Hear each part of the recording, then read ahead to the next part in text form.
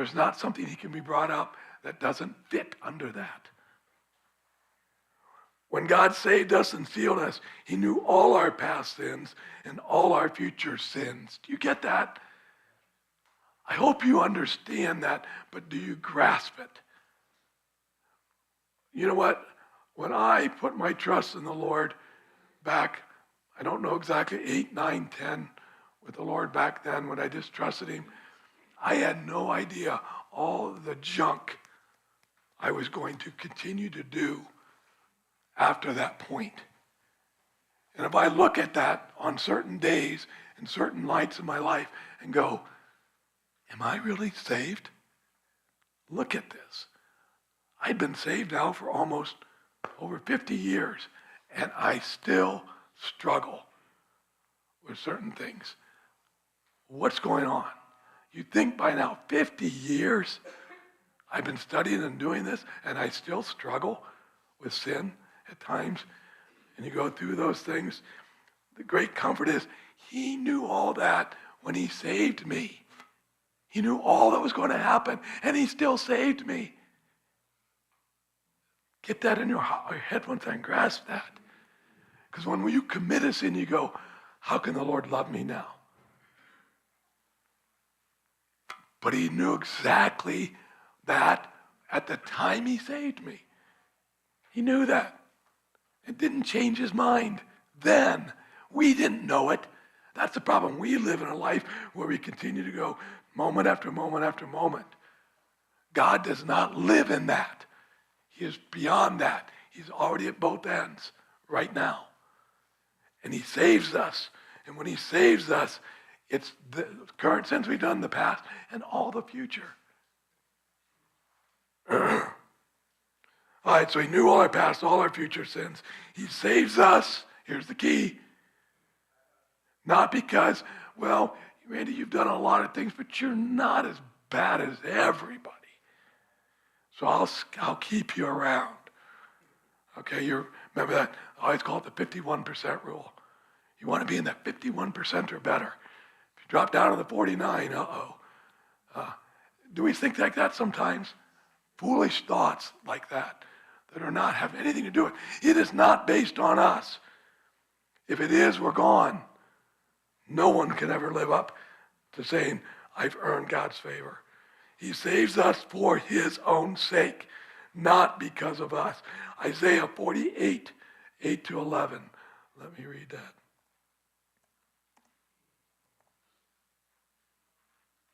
He's talking about Israel here.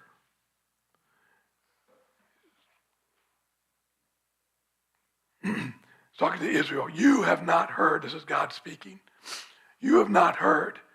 You have not known. Even from long ago, your ear has not been open. Because I knew you would deal very treacherously. And you have been called a rebel from birth. Those are the Jewish people, his chosen people. Did he know that when he chose them? Absolutely. Here's the key, 48:9. For the sake of my name, I delay my wrath. And for my praise, I restrain it for you, in order not to cut you off.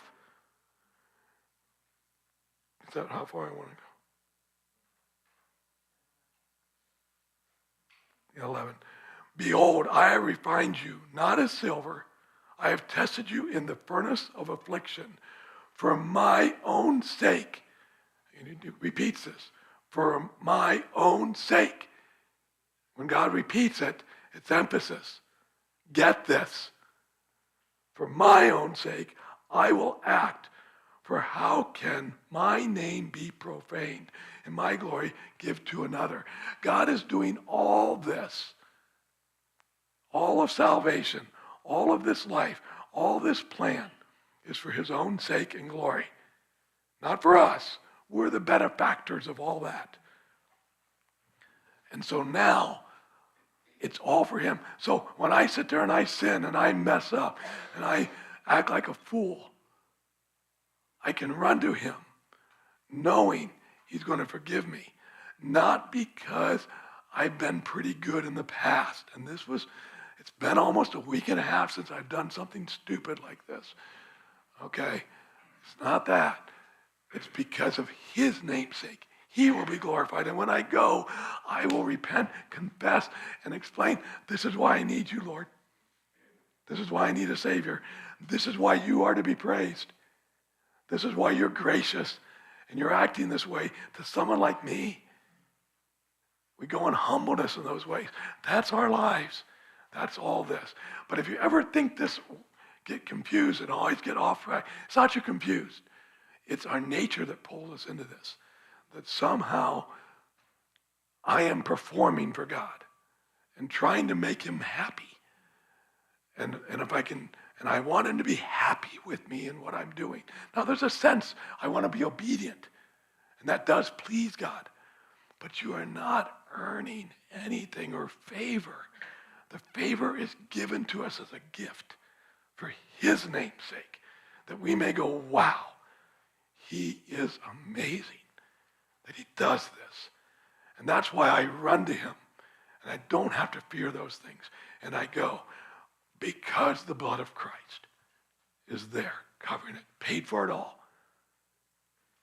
And that's so simple. I'm saying nothing profound here, but it changes your life if you grasp and live it. All right. Romans 10, I'll let you read that. We're going to keep moving. There is great comfort and, here's the last part, security with God's omniscience. If God saved me knowing all that I'm going to do, and he saved me at that point, God is not someone that says, well, I liked him back then, but I just didn't know he was going to get this or do this or be like this. I mean, that was a long time ago. Okay? That's how we think. God is not like that. God knows all that. When he saved me, it's there. It's security. I'm his. And that's why when I'm his, I'm his. Because nothing pops up that changes that. That's the point of God's omniscience. So in that way, great comfort, great security. All right, I'm going to keep moving if I don't see hands. All right, God's wisdom coincides with his omniscience, but it's different. God has all knowledge, but not only that, he has all wisdom with the knowledge. It's what you do with the knowledge and all that. God has both. He's perfect in both, infinite in both. Psalm 147:5. It basically says God's understanding is infinite. His understanding is infinite. He not only knows, he understands with that knowledge. It's perfect. In Job 9:4, it talks about God's being wise. God's wisdom is his ability to choose. Get this, this is from Tim Shenton. I thought it's a great statement. God's wisdom is his ability to choose from all possible alternatives. Does God know all possible alternatives? He knows them all at once, all the time, all at once. And with perfect discernment, he works through all, and I'm using how human language, how God's wisdom works. He works through all those different infinite possibilities and says, this is it. This one right here is what needs to take place. Alternative, he works through with perfect discernment the highest goal and to select and direct the best means to accomplish that. Bottom line, you can summarize it up like this. God doesn't do second best.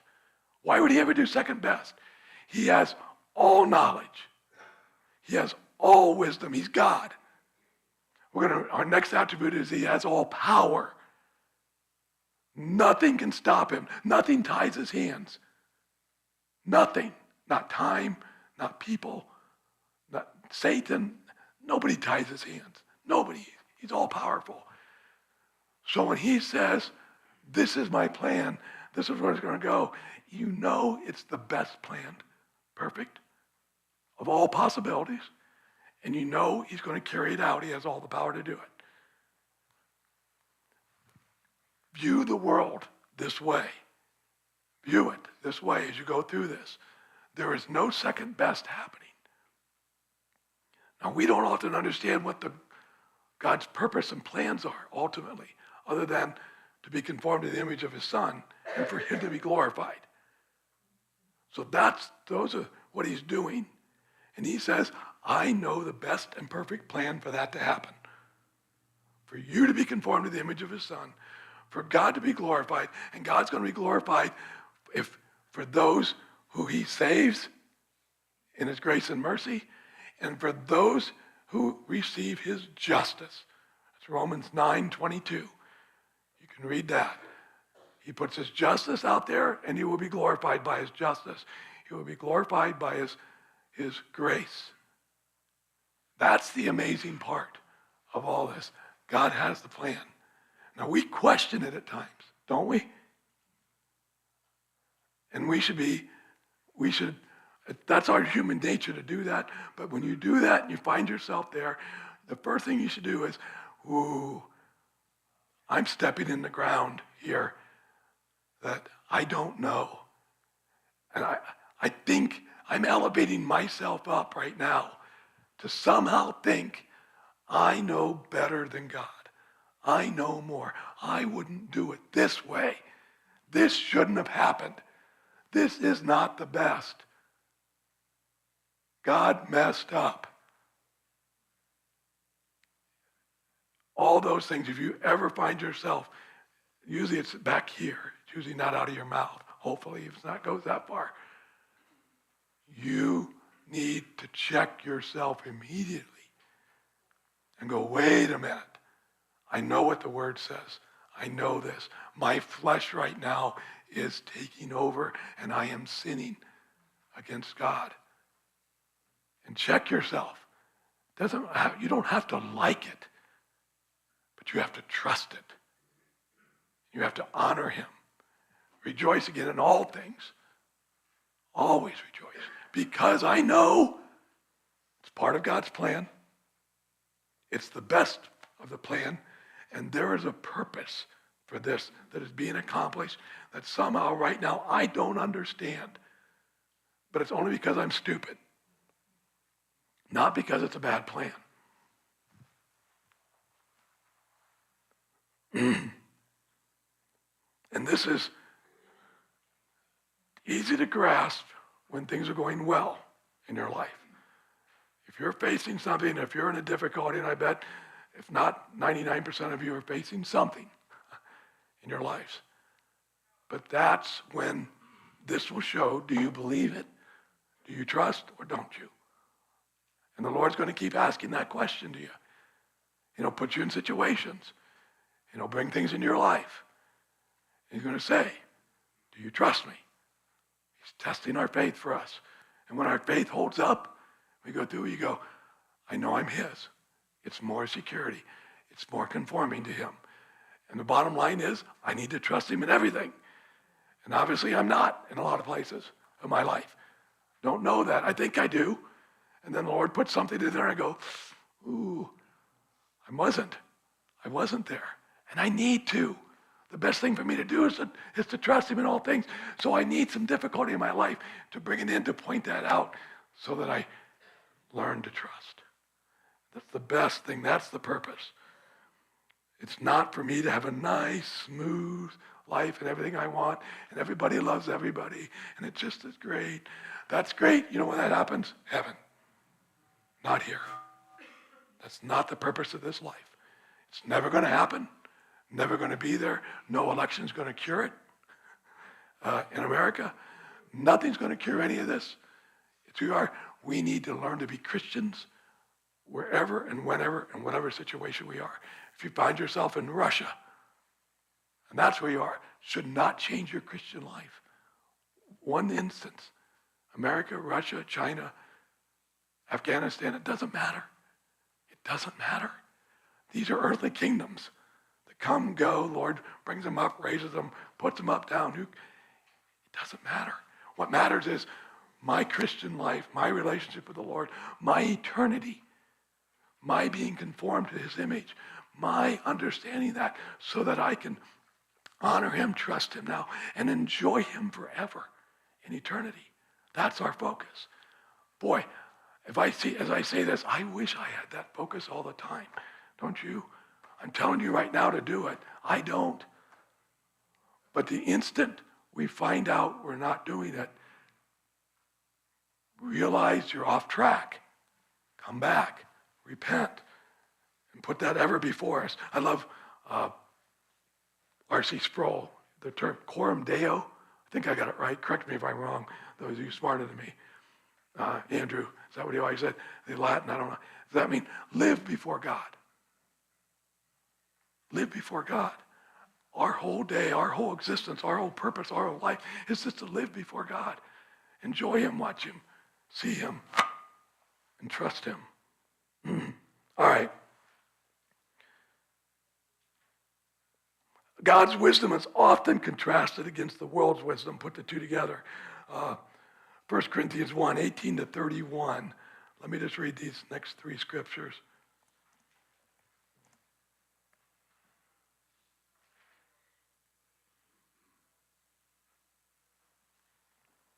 There's oftentimes, you go around and you tell exactly what I'm telling people today right now. You go out there and you teach, go say this in a work full of a bunch of non-believers. Are they going to go, wow, that's wise. That makes sense. Yeah, that's deep. That's great. That's going to change. No.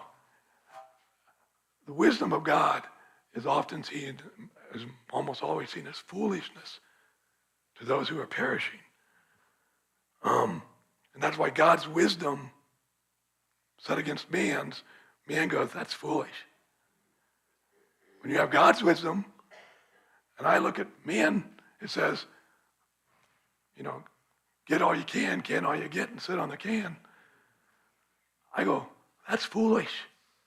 Because you know what? You only got 70, 80, 90 years. And you're giving up an eternity. How foolish. You see, when you put God's and man's wisdom together, there's this tug of war and push. Romans 1:18, for the word of the cross is foolishness to those who are perishing. But to those who are being saved, it's the power of God. For it is written, I will destroy the wisdom of the wise. God does it on purpose. Everybody on this earth who thinks they're wise, these scientists who think they're going to figure out the origin of the earth, and it's not God. Those men are smarter than me from an earthly standpoint, but it's foolishness. For since the wisdom of God through the world, since in the wisdom of God through the world is through wisdom, it's wisdom. For since in the wisdom of God, the world through its wisdom did not come to know God, God was well pleased through the foolishness of the message to preach to those who believe. Isn't that wise what the Lord's doing? Why would the Lord do that? Again, this is the best plan. We know it is. So why would God do it this way? Why not make it deep, intellectual? Something's got to be sought out, worked for. Get that way. And all right, so a child, and what's the benefit of a child even understanding it? What does it do to men? What does it do to a scientist that wants to have great wisdom, or those that think they found something? Shame humbles them, shames them. And when I'm humbled, I get small, and God gets large. He gets large. We finally see the God as he is. He doesn't get large. He is who he is. See, that's the point. God gets glorified. God gets praised, us, not us. There's a perfect wisdom. I think I've read enough for you to get to part of that. I want to make sure I get done with this today. Go back and finish reading that. But Proverbs 16:9.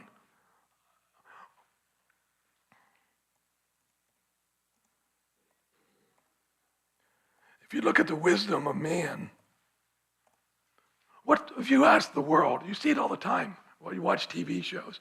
I like The King of Queens, and I watch a lot of the reruns. Okay, I've probably seen them all 3 times. But the one I was watching yesterday, if you remember, those who do it, they were doing their taxes, realized they only gave $35 in donations last year. So they were found out, and the tax accountant goes, "That's all you gave, $35." And so they go, "We're going to hell. Look at us. We're bad people." And so they give $500 to a library. Let's go. The lady messes up and only gives them credit for 50, and their name on the plaque is down here instead of up here. And they can't carry. I guess they can't live with that. They go on, and the whole point of it is funny when they wrote the check for 500, they go, "We definitely got this hell thing beat now." I mean, that's the wisdom of this world. That's what it is. It's the wisdom is be good. Earn this. God's going to be pleased with you, and God's going to say, "Wow, I like you. Come on in." That's the wisdom's world. World of the wisdom. Wisdom of the world. So, but that's not God's wisdom. God's wisdom is there is no value in us inherently. The value is in God. And we need to see that, understand that, trust it, and honor it. And that's what the wisdom is. And so God, and it's all of his salvation, all that he's done on this. Nowhere do we have any work, input, or part of it. When I get to heaven, I go, "I'm here only because of you. You get all the praise. There is no boasting on my part for anything. It's him." And that is the way it must be, should be. We in our flesh says, "No, I have to have some part in it." That's the world of the wisdom of the world. And that's why there's always this tug. All right, Proverbs 16:9. Move on to the other part of wisdom. The mind of man plans his ways. Do you plan your ways? Absolutely, don't you? You figure out where you're going to go eat after church. What are you going to do? You figure out who you're going to marry. Figure out what job, what are you going to do, what work you're going to get done, what are you going to do during your day tomorrow. We plan our ways. But we miss sometimes, we often forget the next part. But the Lord directs the steps. He directs your steps. Do you feel that? See it? I don't. I feel like I'm making all the decision. I don't feel God saying, "I'm going this way," all of a sudden he grabs me, "Oh, over here." You know what I mean? He doesn't. He moves in us, even in our plans and desires, to accomplish his will through my decisions. How does he do that? That's the amazing part of our God. I plan my ways. We're making decisions. We're going to be held responsible, accountable for all those decisions. But God is accomplishing 100% of his plan through us, even always when we don't know that. I don't feel it. I've had to make some tough decisions in my life, and I pray, and I do those things, and I seek the Lord. And you know what? When I'm all done, I still don't know for sure. Do you? On some decisions? I don't know for sure. Should you sell your house and move over here? Should I change this job? Is this the person you really should marry? But what we have to know and understand is every decision that we make when we're done was planned by me, but directed by God. Every decision. Oh, I really messed that one up. I got to go back and undo that one. No, God directed me. Even in my sin, it was directed by Joseph's brothers. You meant it for evil. I meant it for good. I wanted this to happen as part of my plan. Even in your sin, bad decision. But it's all part of my directing steps. So that's why we never look back and go, if I just woulda, shoulda, I could have done this, I could have done that. Everything would have been so different. Everything is exactly as God directed. All right. 1921. One more, because I think it's important to see this.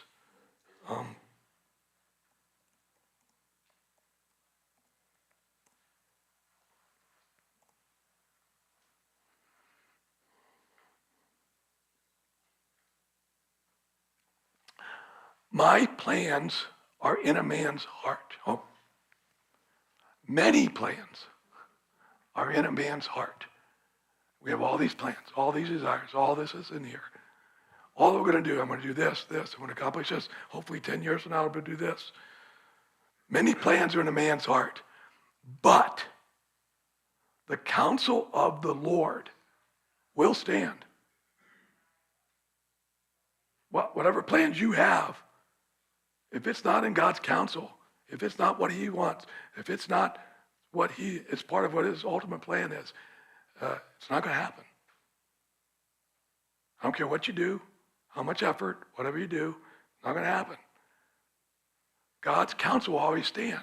So all the plans, all we do, we're always accomplishing his counsel because I am not directing my life. You are not directing your lives. God is through all these things. And I want you to read this. It's not in your notes. But I want to give you examples of this in the Bible. Very clearly.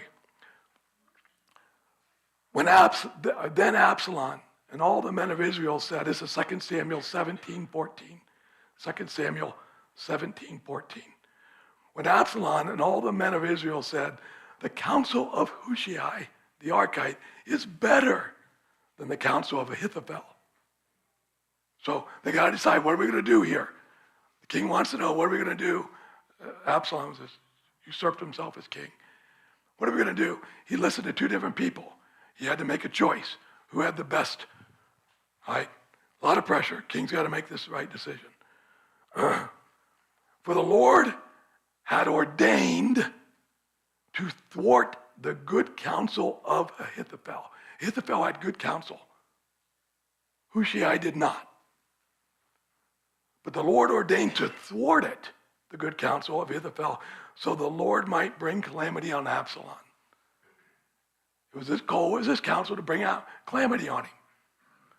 So when he weighed this out, here's good counsel, and Ahithophel was the man. He was David's man too. He always had good counsel. But they go, no, I think Hushai's is better. Why did that happen? Absalom made a decision, weighed it out, looked at the choices, figured it out. What really happened? God was directing his steps. Did Absalom feel that? Did God show up at a day and say, Absalom? No, that's how God works. You don't see it. You don't feel it. You don't know it. But his hand is always there. Always.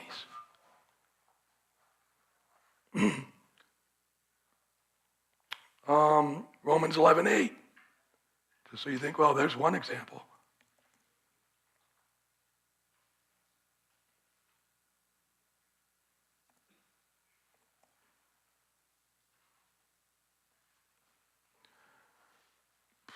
Okay, well, somehow I got to Matthew.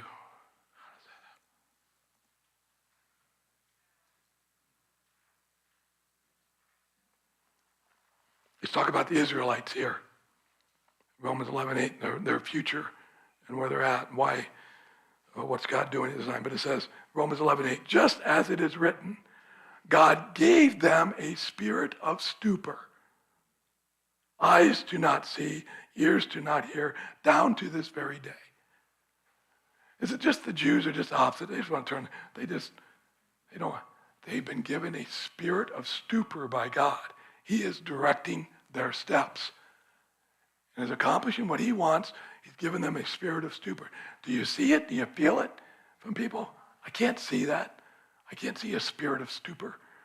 But when you talk to them, it's like talking to a brick wall about some of this stuff many times. The Lord is not working in their hearts. Last one, 2 Thessalonians 2:11.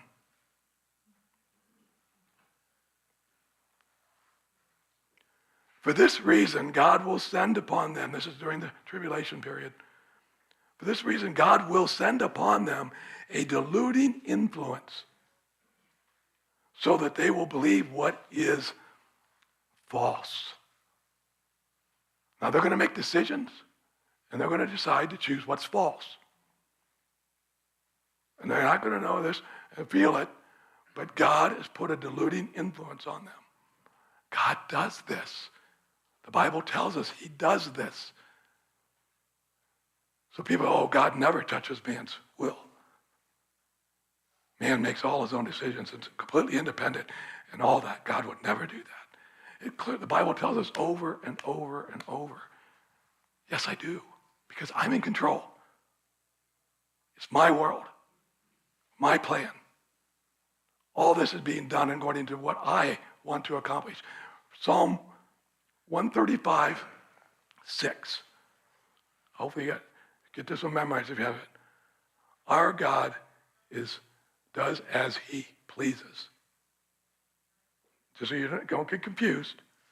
In the heavens, on earth, in the seas, and in the deep. Everywhere. Everywhere. Well, I don't think he does it there or this. Everywhere. Okay? He can't get any more emphatic of trying to get you to understand. God does as he pleases. No one says, he never goes, oh, I wanted this to happen, but it just didn't, it couldn't. If he wants it to happen in his plan, and if it's part of his plan, it will. No one, Daniel 9, no one can thwart his ways. Nobody can do that.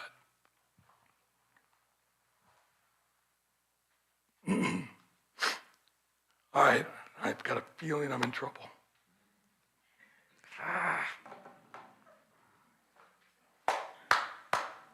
All right, let me read this. I've got 1 minute more.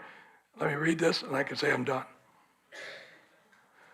All right, the cause of all things is the will of God. Okay, it's not, what's going on in this world is not a bunch of random acts and decisions going on everywhere. Okay, the cause of all things is the will of God. Ephesians 1:11. I will read one just so you can see that. You can read the others yourself.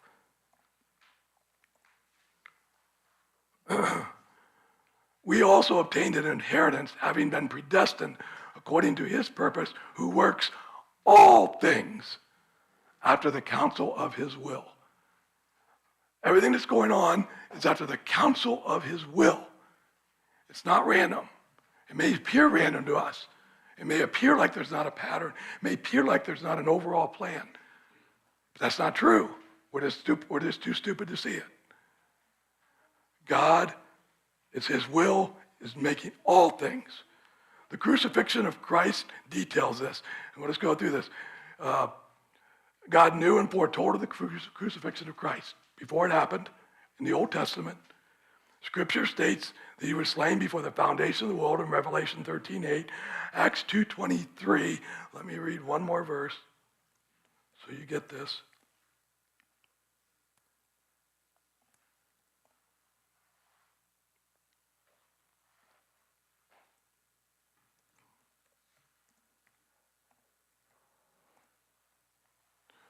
All right, this man, Jesus, delivered over by the predetermined plan and foreknowledge of God. It was predetermined before the foundation of the world. Okay, and the foreknowledge of God, you nailed to a cross by the hands of godless men and put him to death. Those men that did that made that decision, that choice. But that choice was predetermined and planned before the foundation of the world. There's always that tension we see in Scripture all the way through. But everything that happens, even the death of Christ, is all pre-planned and part of his will. So even man's free choices are subject. Romans 9:16. It does not depend on the man who works, runs, or the man who wills, desires, chooses. Doesn't matter. Things don't matter. God's mercy, God's grace is placed upon him. Doesn't matter on those things. The Bible tells us over and over these things.